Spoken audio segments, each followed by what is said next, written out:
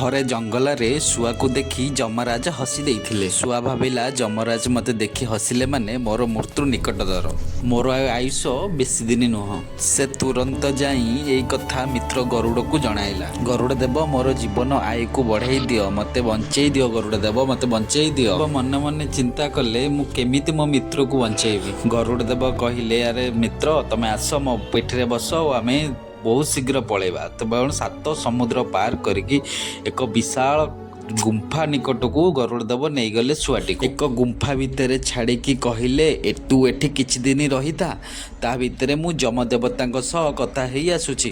ଏହା କହି ଗରୁଡ଼ ଦେବ ଯମରାଜ ପାଖକୁ 7 ସମୁଦ୍ର ପାର ହେଇକି ଫେରି ଆସିଲେ। ଯମଦେବତା ପାଖରେ ପହଞ୍ଚିକି ପଚାରିଲେ, ଯମଦେବତା, ଆପଣ ମୋ ଶୁଆ ମିତ୍ରକୁ ଦେଖି କାହିଁକି ହସୁଥିଲେ?